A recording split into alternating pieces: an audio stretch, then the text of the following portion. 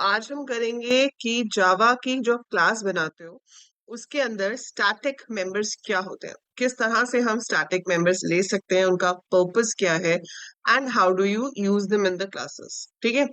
अब हमने एक डेफिनेशन की थी ऑब्जेक्ट की। हम क्या कहते हैं? That an object is an instance of a class. We say this right. बोलते हैं ना ये हम कि ऑब्जेक्ट क्या है? Object is an instance of a class. So instance का मतलब क्या हुआ कि उसकी एक रिक्रिएट की जाती है same set of properties and methods, right. So जितने भी आपके डेटा मेंबर्स होते हैं they are created again and again when an object is created. So object is said to be an instance of a class. और जो भी हम class के अंदर मेंबर्स डिफाइन करते हैं, आपने यहाँ पर क्लास बनाई है, उसने उसका नाम दिया है रेक्टेंगल, और रेक्टेंगल का अंदर आपने लिया है private int length comma breadth. अब आप जितने भी रेक्टेंगल्स क्रिएट करोगे, आपने यहाँ पे लिया रेक्टेंगल R1 R2 R3। जैसे जैसे हम मेमोरी एलोकेट करेंगे, जब हम लिखते हैं R1 is equal to new rectangle, तो उससे क्या होता है? उससे आपको मेमोरी एलोकेट होती है। R1 तो एक रेफरेंस वेरिएबल है, it will hold the address of another location, जहां पर आपके पास लेंथ और ब्रेथ के लिए मेमोरी एलोकेट होती है। सिमिलर वे जब आप लिखोगे R2 is equal to new rectangle, तो R2 के लिए मेमोरी एलोकेट होगी। जब आप लिखोगे R3 is equal to new rectangle, तो R3 के लिए मेमोरी एलोकेट होगी, राइट। सो अगर एक इंटीजर 4 बाइट्स ले रहा है आपका जावा में, तो आपके इस ऑब्जेक्ट को 8 बाइट्स की जरूरत पड़ेगी। सो R1 का L और B अलग होगा, R2 का L और B अलग होगा, R3 का L और B अलग होगा। सो हम यही चीज करते हैं किसकी हेल्प से? दिस पॉइंटर यहाँ पर काम आता है आपका। आपको चाहे यूज नहीं करना है, बट आपको पता होना चाहिए कि जब हम R1 डॉट इनपुट लिखेंगे, तो इनपुट फंक्शन में दिस पॉइंटर में किसका एड्रेस जाएगा? R1 का एड्रेस जाएगा, है ना। सो उसमें जाएगा आपका R1 का एड्रेस। R1 का एड्रेस उसमें जाएगा, जो भी वैल्यू आप रीड करोगे, जो भी वैल्यू आप प्रोसेस करोगे, वो सब R1 के एड्रेस पे होगी। जब हम फंक्शन को R2 के साथ कॉल करेंगे, तो दिस पॉइंटर में R2 का एड्रेस जाएगा। This is what happened with normal variables, and that's why these variables are called instance variables. So these are instance variables in a class. So instance variables are those which are allocated again and again as per the number of objects created. तो जितने objects आप create करोगे, उतनी बार instance variables जो है वो create होते जाएंगे होते जाएंगे होते जाएंगे। So हम जितने objects create करते हैं, उतने इंस्टेंस वेरिएबल्स आपके क्रिएट होते हैं। ठीक है, उसे हम कहते हैं इंस्टेंस। अब स्टैटिक वेरिएबल्स क्या है? सो स्टैटिक वेरिएबल्स एक क्लास के वो वेरिएबल्स होते हैं जिनको मेमोरी सिर्फ एक ही बार एलोकेट होती है जब क्लास डिफाइंड होती है, और सारे ऑब्जेक्ट्स उसको शेयर करते हैं। ठीक है। So when I talk about static variables in a class, so static variables in a class, these are shared by all the objects of a class.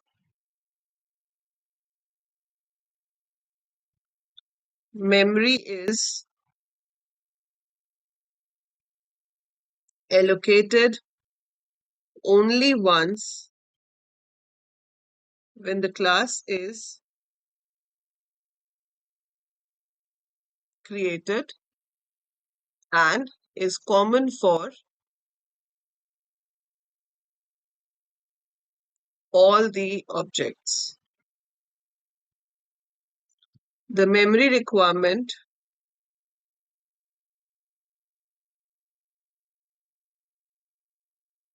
of such variable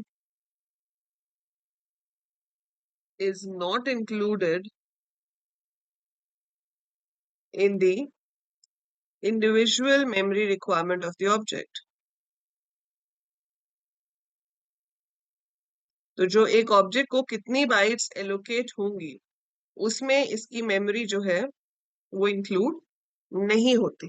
ठीक है, इसको एक ही बार memory allocate होती है जब class create हो रही है, अदरवाइज कोई मेमोरी एलोकेट जो है हर ऑब्जेक्ट क्रिएट होने पे नहीं होगी। ठीक है, फॉर एग्जाम्पल हम एक क्लास बनाना चाहते हैं स्टूडेंट।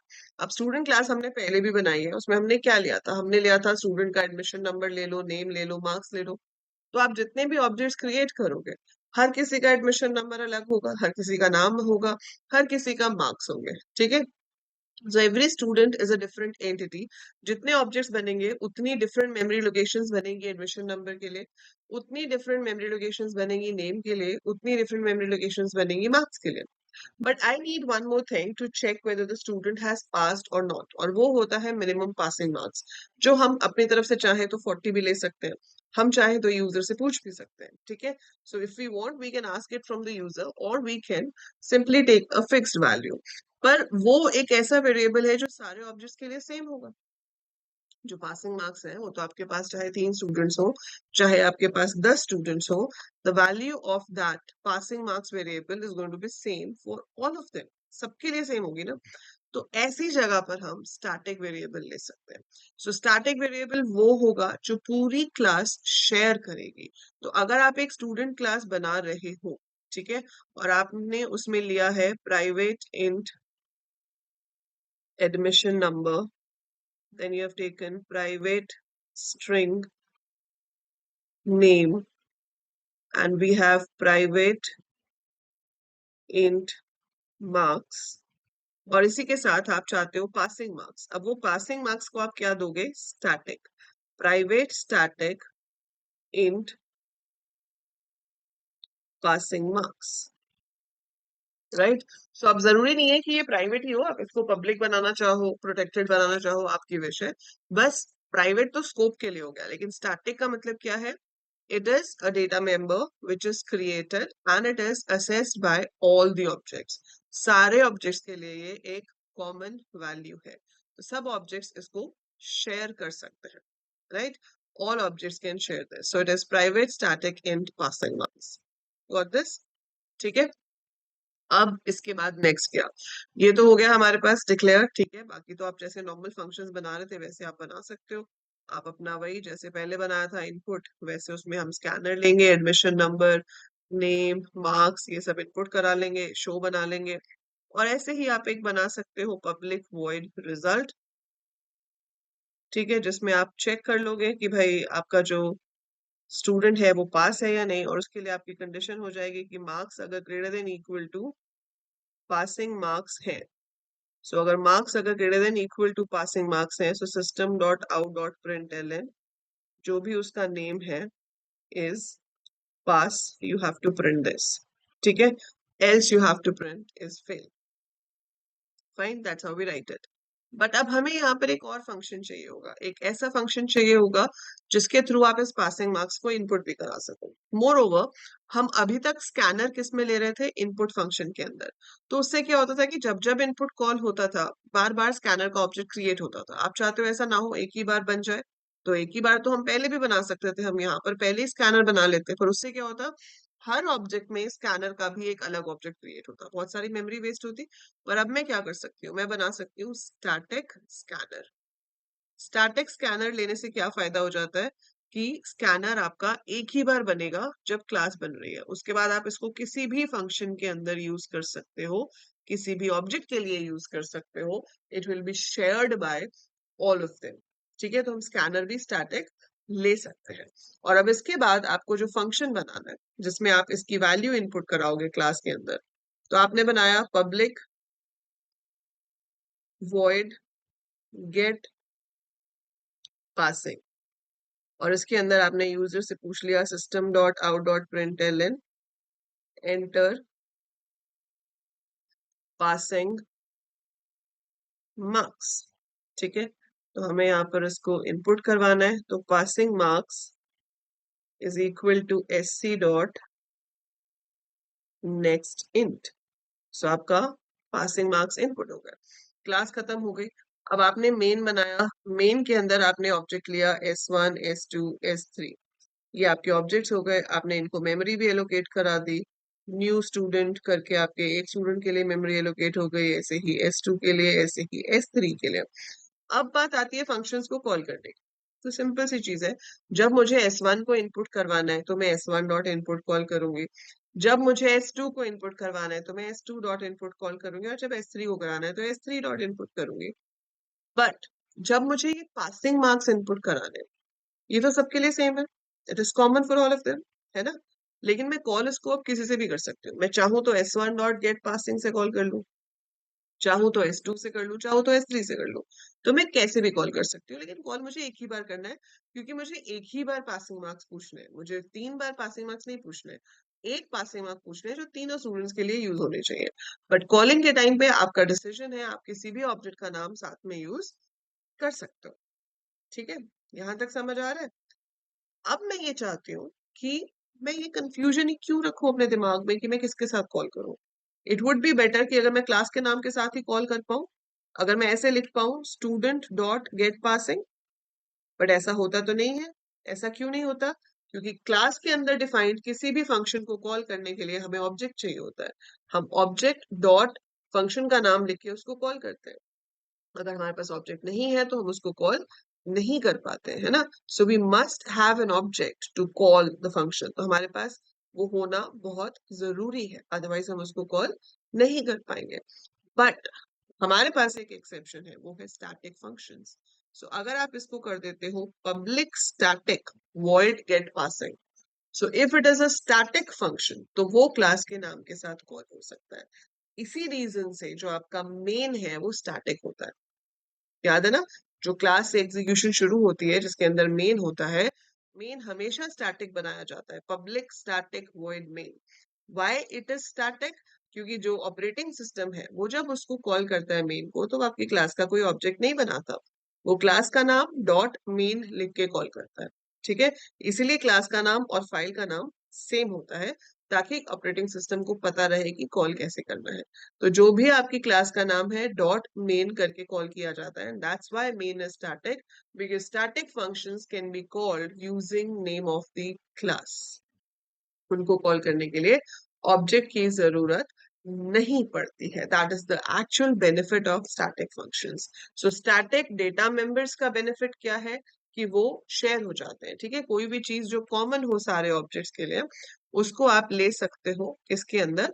स्टैटिक डेटा मेंबर में। So we can take it as a static data member. ठीक है? और स्टैटिक फंक्शन जो है हमारे पास, वो इसलिए होता है कि आपकी जो क्लास है, ठीक है, आपकी जो क्लास है उसके नाम के साथ आप उस फंक्शन को कॉल कर सको। जैसे अब ये क्लास F1 है, ठीक है, यहाँ से हम अपना काम शुरू करना चाहते हैं। अब ये F1 के अंदर आपका जो मेन है वो स्टैटिक है। मैंने यहाँ पर क्लास बनाई स्टूडेंट। स्टूडेंट के अंदर वही सब कुछ ले लिया जो मैंने अभी लिखा था। So I take print admission number और मार्क्स चाहिए मुझे। Then I want private string name, और फिर मैंने यहाँ पर लिया private static int passing marks. ठीक है? वैसे तो जावा है तो हम अंडरस्कोर वाली कन्वेंशन यूज नहीं करते। जावा में क्या यूज होता है? Camel case. तो पासिंग मार्क्स, अगर आपके वेरिएबल में दो वर्ड्स हैं तो पहला वर्ड पूरा स्मॉल आएगा, सेकेंड वर्ड का फर्स्ट लेटर आपको कैपिटल देना है। सेम वे जो स्कैनर है वो भी मैं स्टैटिक ले रही हूँ। ऐसे ही अगर हमें बोला जाए कि काउंट करो कितने ऑब्जेक्ट्स क्रिएट हुए हैं, तो उसके लिए आप एक काउंट वेरिएबल भी ले सकते हो जिसको कंस्ट्रक्टर के अंदर इंक्रीज कर सकते हो। सो पब्लिक वॉइड इनपुट, यहाँ पर जैसे हम बनाते हैं वैसे ले लेंगे, system dot out dot print L N enter admission number. So you will take the value in admission number.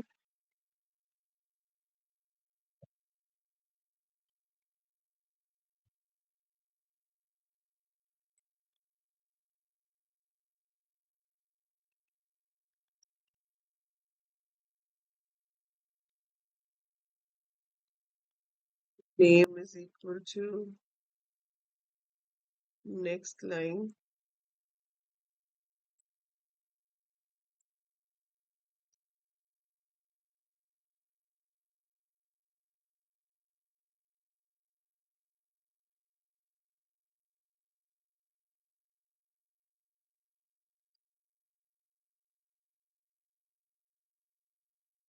और यहाँ पे फिर से नेक्स्ट इंट।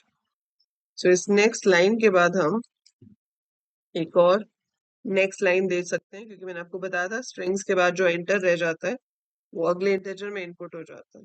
नहीं, ये हमें देना है कहाँ पर, इसके बाद, इंट के बाद।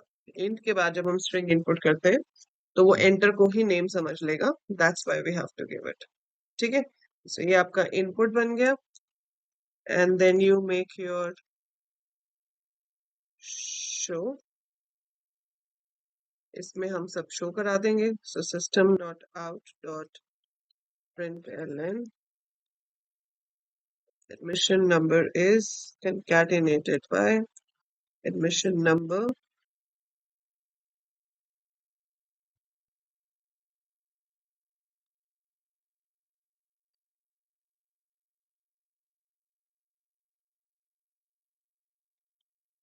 name is name,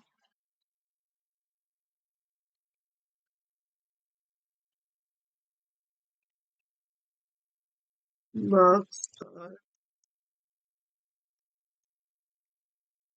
marks, और रिजल्ट भी अगर आप इसी में ही प्रिंट कराना चाहते हो तो यहीं पे चेक कर सकते हैं।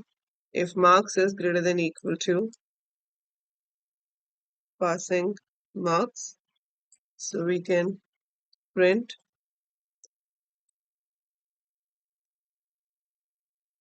pass, else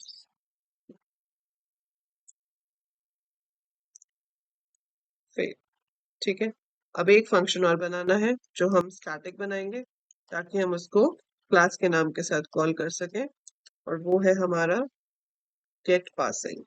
सो गेट पासिंग में हमें यूजर से पूछना है कि भाई पासिंग मार्क्स कितने हैं। So we will ask like enter the passing marks.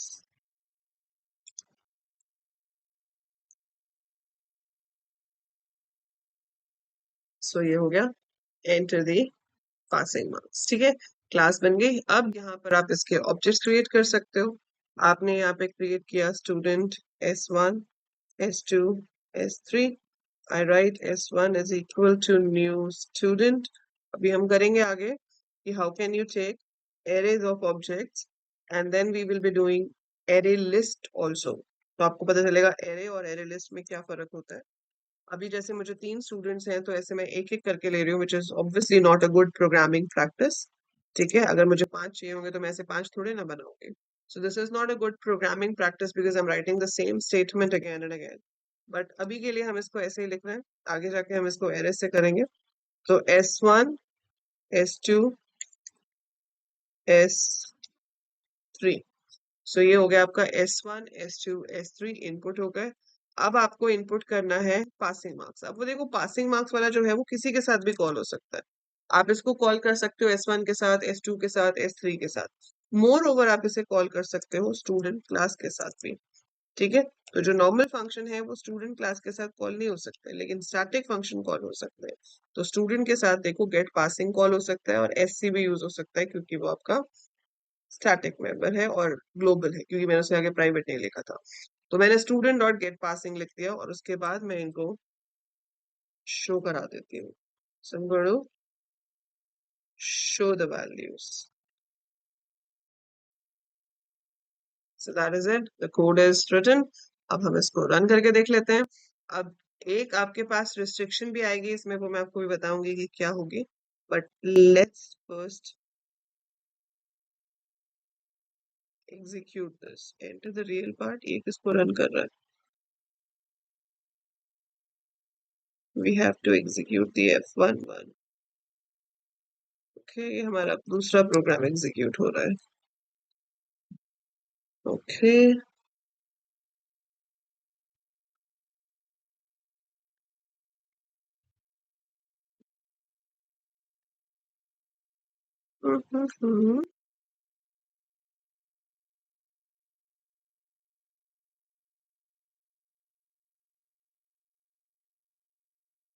अच्छा, ये मैंने कहाँ पे लिखा हुआ है? ये तो दूसरा कोड है, ये तो मेरा कोड ही नहीं है। This is not the code which we just wrote.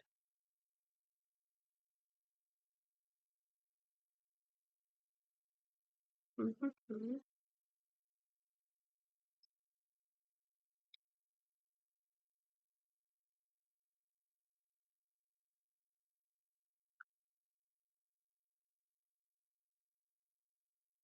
f1.java is this. ठीक है.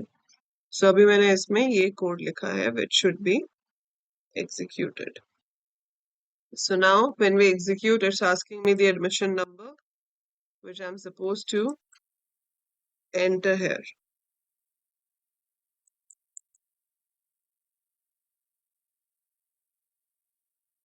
ठीक है, यहाँ पर आप अपना डिटेल्स एंटर करोगे और उसके बाद रन करोगे. It will simply show you the results.